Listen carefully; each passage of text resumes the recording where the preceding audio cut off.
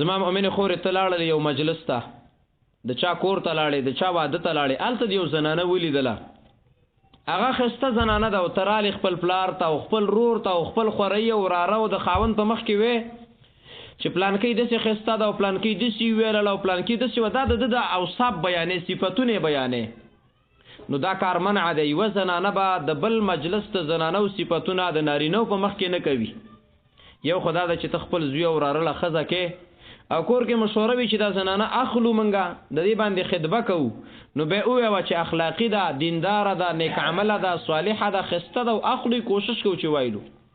لیکن چې دا مقصد دی پکې نه زما مؤمن خوري نو د پردو خزو صفاتونه با په کور کې د خپل نارینه په مخ کې نه کېږي ستا خاوند دی کغه ستا ورور دی او که ستا زوی دی ولې نبی صلی الله علیه وسلم فرمایي لا تباشر المرأة یو زنانه دی بلی زنانه سره د یو ځایواله نه کوي چې بیا د راشي او دغه صفاتونه خپل خاوند ته بیانوي ولی زکه کانه ينظر الیها دا سړی چې د استاد صفات د اوریدلو نو ورسته د سې د لکه گویا کې دا چې د خزې ته ګوري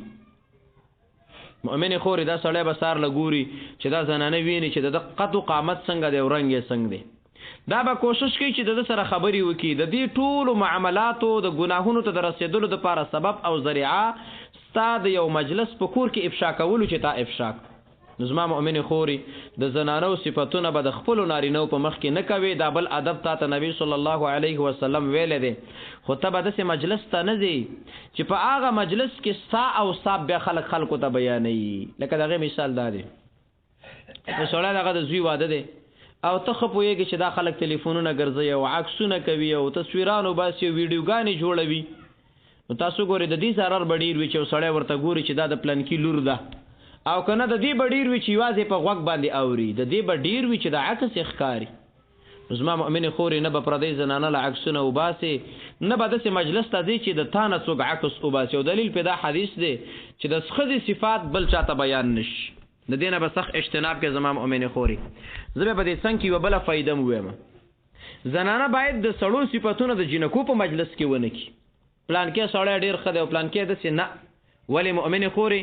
زنانم زړه لري هغه کې بدن دی هغه په دې باندې د ذهن کار کوي چې دا سړی څنګه سړی دی دا بشیر ته وي دا بسنګ ولیدل شي دا ستا د دې تذکرې نه چې پلان کې سړی د سیو دا د دینه پیدا شو به هر حال په اسلام کې به دې خبره پابندي ده چې د پردی خزي صفاتونه په مجلس کې نه کوي د پردی سړي صفاتونه باندې کوي چې مشکل ته جوړ نشي دا ستاسو د عزت او د عفت په خاطر